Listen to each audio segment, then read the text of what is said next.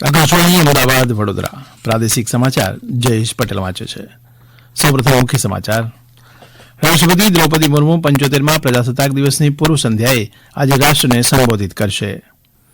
પ્રજાસત્તાક દિવસની પૂર્વ સંધ્યાએ આજે જૂનાગઢમાં રાજ્યપાલ આચાર્ય દેવવ્રતની અધ્યક્ષસ્થાને એટ હોમ કાર્યક્રમ યોજાયો. રાજ્યભરમાં આજે રાષ્ટ્રીય મતદાતા દિવસ નિમિત્તે વિવિધ કાર્યક્રમ યોજાયા. વડોદરાના વાઘોડિયાના અપક્ષ ધારાસભ્ય ધર્મેન્દ્રસિંહ વાઘેલાએ આજે વિધાનસભાના સભ્યપદેથી રાજીનામું આપ્યું અને પોષી પૂનમની આજે રાજ્યમાં પરંપરાગત ઉજવણી. સમાચાર વિગતવાર. રાષ્ટ્રપતિ દ્રૌપદી મુર્મુ 75મા પ્રજાસત્તાક દિવસની પૂર્વ સંધ્યાએ આજે રાષ્ટ્રને સંબોધિત કરશે. રાષ્ટ્રપતિનું સંબોધન આજે સાંજે 7 વાગ્યાથી આકાશવાણીના સમગ્ર રાષ્ટ્રીય નેટવર્ક પર પ્રસારિત કરવામાં આવશે. દૂરદર્શનની તમામ ચેનલો પર હિન્દી અને પછી અંગ્રેજીમાં પ્રસારિત થયા બાદ રાષ્ટ્રપતિના સંબોધનને દૂરદર્શનની પ્રાદેશિક ચેનલો દ્વારા પ્રાદેશિક ભાષાઓમાં પ્રસારિત કરવામાં આવશે. આકાશવાણી તેના પ્રાદેશિક નેટવર્ક પર રાત્રે 9:30 વાગ્યાથી પ્રાદેશિક ભાષાઓમાં પ્રસારણ કરશે. પ્રજાસત્તાક દિવસની પૂર્વ સંધ્યાએ રાજ્યપાલ આચાર્ય દેવવ્રત સાંજે 8:15 વાગે આકાશવાણી પરથી પ્રજાજોગ સંદેશ આપશે. 75મા પ્રજાસત્તાક પર્વની રાજ્યકક્ષાની ઉજવણીના પૂર્વ સંધ્યાએ આજે જૂનાગઢમાં રાજ્યપાલ આચાર્ય દેવવ્રતની અધ્યક્ષતામાં એટ હોમ કાર્યક્રમ યોજાઈ ગયો. જૂનાગઢમાં પ્રજાસત્તાક પર્વની રંગારંગ ઉજવણી અંગે સાંભળીએ અમારા જૂનાગઢના પ્રતિનિધિ સંજય મહેતાનો અહેવાલ. પ્રારંભ 23મી તારીખથી થયો કે જ્યારે મેઘાણી વંદના અંતર્ગત કસુંબલ ડાયરાનું આયોજન થયું હતું. ત્યારબાદ ગુજરાત પોલીસ દ્વારા મશાલ પેટી, અલગ અલગ બાઇક સવારોના કરતબો, વિદ્યાર્થીઓના હેરત ભર્યા પ્રયોગો વચ્ચે આજે એટલે કે પ્રજાસત્તાક દિનની પૂર્વ સંધ્યાએ રાજ્યપાલ આચાર્ય દેવવ્રતજી તેમજ મુખ્યમંત્રી શ્રી ભૂપેન્દ્ર પટેલની ઉપસ્થિતિમાં એટ હોમ કાર્યક્રમ સંપન્ન થયો હતો. આ દરમિયાન જૂનાગઢ શહેરની તમામ સરકારી ઇમારતોને નયનરમ્ય રોશનીથી સુશોભિત કરવામાં આવી છે. આવતીકાલે સવારે 9 કલાકે જ્યારે ધ્વજવંદન થવાનું છે, સમગ્ર શહેરમાં ગણતંત્ર દિનની ઉજવણીનો ઉત્સાહ દેખાય છે. 75મા પ્રજાસત્તાક પર્વની રાજ્યકક્ષાની ઉજવણી જૂનાગઢ ખાતે રાજ્યપાલ આચાર્ય દેવવ્રત અને મુખ્યમંત્રી ભૂપેન્દ્ર પટેલની ઉપસ્થિતિમાં કરવામાં આવશે. તો વિવિધ જિલ્લા કક્ષાની ઉજવણી અંતર્ગત વિધાનસભાના અધ્યક્ષ શંકર ચૌધરી ગાંધીનગર ખાતે ધ્વજવંદન કરશે.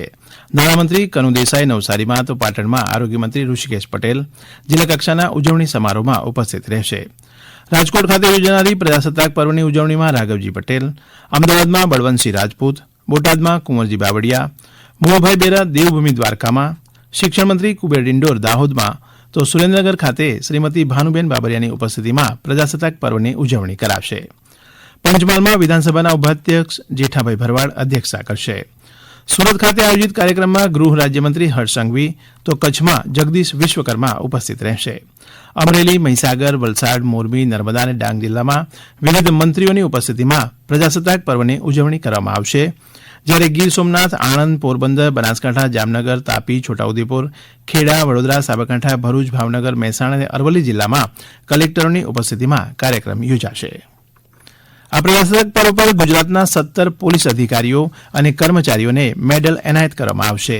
2 પોલીસ અધિકારીને પ્રેસિડેન્ટ મેડલ અને 15 પોલીસ કર્મચારીને વિશિષ્ટ સેવા મેડલ એનાયત કરવામાં આવશે. અમારા જામનગરના પ્રતિનિધિ જગત રાવલના જણાવ્યા અનુસાર જામનગર હોમગાર્ડના 2 સભ્યોની પણ પસંદગી કરવામાં આવી છે. રાજ્યભરમાં આજે વિવિધ કાર્યક્રમના આયોજન સાથે 14મા રાષ્ટ્રીય મતદાતા દિવસની ઉજવણી કરવામાં આવી. મતદાતા દિવસના અવસરે યોજાયેલા 9 મતદાતા સંમેલનમાં વર્ચ્યુઅલ માધ્યમથી સંબોધતા પ્રધાનમંત્રી નરેન્દ્ર મોદીએ દેશના યુવા મતદારો તેમના મતથી દેશની દિશા અને અભિગમ નક્કી કરી શકે છે તેમ જણાવ્યું.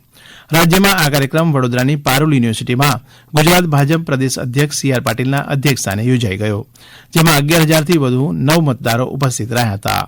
આ પ્રસંગે સંબોધતા શ્રી પાટીલે કહ્યું કે મતદાનનો અધિકાર દેશના વિકાસ અને ભવિષ્ય સુરક્ષા નક્કી કરવા માટે છે. નવા મતદારો મત અધિકારનો ઉપયોગ કરી દેશનું ઘડતર નક્કી કરવામાં મહત્વનું યોગદાન આપશે. રાજ્યપાલ આચાર્ય દેવવ્રતની અધ્યક્ષતામાં ગાંધીનગરમાં 14મા રાષ્ટ્રીય મતદાતા દિવસનો રાજ્યકક્ષાનો કાર્યક્રમ યોજાઈ ગયો. આ પ્રસંગે સંબોધન કરતા રાજ્યપાલ આચાર્ય દેવવ્રતે જણાવ્યું કે દેશના સર્વાંગી વિકાસ અને લોકતંત્રની સમૃદ્ધિ માટે મતદાનમાં ભાગ લેવો એ પ્રત્યેક નાગરિકની નૈતિક ફરજ છે. પ્રાસંગિક વક્તવ્ય આપતા મુખ્ય ચૂંટણી અધિકારી શ્રીમતી પી ભારતીએ જણાવ્યું કે આજનો દિવસ ગુજરાતના 4.9 કરોડ મતદારનો દિવસ છે. અદ્યતન અને ક્ષતિરહિત મતદાર યાદી બનાવવા માટે સંપૂર્ણ વર્ષ દરમિયાન સુધારણા કાર્યક્રમ ચાલતો રહે છે. તેમાં અને આગામી લોકસભાની સૌ મતદારોને પરિવાર સાથે અચૂક મતદાન કરવા પણ તેમણે અપીલ કરી હતી. રાજ્યના વિવિધ વર્ગના મતદારોમાં પોતાના મતાધિકાર અંગે જાગૃતિ કેળવાય તે માટે રાજ્યપાલ આચાર્ય દેવવ્રતની ઉપસ્થિતિમાં મુખ્ય ચૂંટણી અધિકારી શ્રીમતી પી ભારતી દ્વારા ભારતીય ટપાલ વિભાગના મુખ્ય પોસ્ટ માસ્ટર જનરલ તથા confederation of real estate developers association of India ક્રેડાઈના પ્રમુખ સાથે સમજૂતી કરાર પર હસ્તાક્ષર કરાયા હતા. રાજ્યપાલના હસ્તે પ્રશંસનીય કાર્ય બદલ કેટલાક ચૂંટણી અધિકારીઓ અને કર્મચારીઓને પ્રશસ્તિપત્ર તથા રોકડ પુરસ્કાર એનાયત કરવામાં આવ્યા હતા. આ સમાચાર આપ આકાશવાણીના અમદાવાદ વડોદરા કેન્દ્ર પરથી સાંભળી રહ્યા છો. સમગ્ર રાજ્યમાં વસવાટ કરતા આદિમ જૂથના તમામ પરિવારોને સરકારશ્રીની વિવિધ જનકલ્યાણકારી યોજનાથી સંપૂર્ણ લાભાન્વિત કરવાની દિશામાં નક્કર કાર્ય કરવા માટે જનમન અભિયાન હાથ ધરવામાં આવ્યું છે, જે અંતર્ગત સાબરકાંઠા જિલ્લામાં વિવિધ કામગીરી કરવામાં આવી રહી છે. વિજયનગર તાલુકાના બંધણા ગામના વતની હિન્દુ કાથોડી માધવભાઈ પીએમ જનમન અભિયાન માટે પ્રધાનમંત્રી નરેન્દ્ર મોદીનો આભાર માનતા જણાવે છે કે પીએમ જનમન અભિયાન કાથોડી સમાજ માટે લાભદાયી નીવડ્યું છે. મારી જાતિ હિન્દુ કાથોડી છે.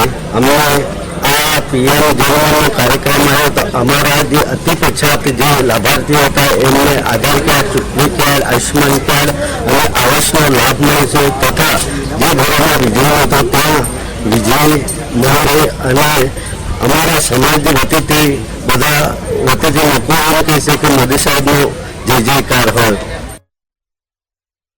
વડોદરાના વાઘોડે બેઠકના અપક્ષ ધારાસભ્ય ધર્મેન્દ્રસિંહ વાઘેલાએ ગુજરાત વિધાનસભાના સભ્યપદેથી રાજીનામું આપ્યું છે. શ્રી વાઘેલાએ આજે વિધાનસભા અધ્યક્ષ શંકર ચૌધરીને તેમનું રાજીનામું આપ્યું હતું અને ભાજપમાં જોડાયા હતા. આ સાથે જ 182 બેઠકોની ગુજરાત વિધાનસભામાં ધારાસભ્યોની સંખ્યા 178 થઈ છે. અગાઉ કોંગ્રેસના 2, આમ આદમી પાર્ટીના એમ કુલ 3 ધારાસભ્યોએ રાજીનામું આપ્યું હતું. ખેડા જિલ્લાના નડિયાદમાં આવેલા શ્રી સંતરામ મંદિરમાં આજે પોષી પૂનમની શ્રદ્ધાભેર ઉજવણી થઈ રહી છે.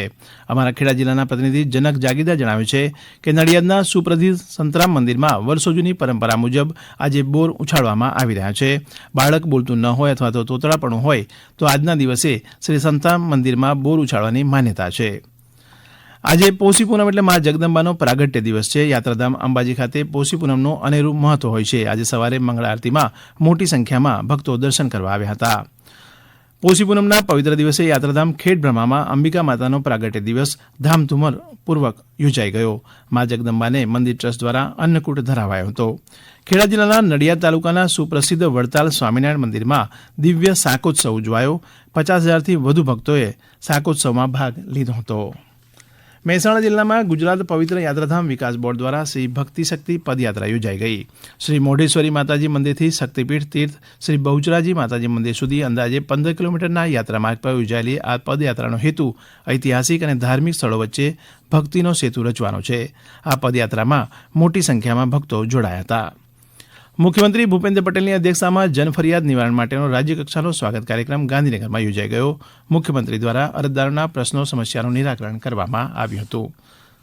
અંતમાં મુખ્ય સમાચાર ફરી એકવાર. રાષ્ટ્રપતિ દ્રૌપદી મુર્મુ 75માં પ્રજાસત્તાક દિવસની પૂર્વ સંધ્યાએ આજે રાષ્ટ્રને સંબોધિત કરશે. પ્રજાસત્તાક દિવસની પૂર્વ સંધ્યાએ આજે જૂનાગઢમાં રાજ્યપાલ આચાર્ય દેવવ્રતની અધ્યક્ષસ્થાને એટ હોમ કાર્યક્રમ યોજાયો. રાજ્યભરમાં આજે રાષ્ટ્રીય મતદાતા દિવસ નિમિત્તે વિવિધ કાર્યક્રમ યોજાયા. વડોદરાના વાઘોડીના પક્ષ ધારાસભ્ય ધર્મેન્દ્રસિંહ વાઘેલાએ આજે વિધાનસભાના સભ્યપદેથી રાજીનામું આપ્યું. આકાશવાણીના અમદાવાદ વડોદરા કેન્દ્ર પરથી પ્રાદેશિક સમાચાર પૂરા થયા.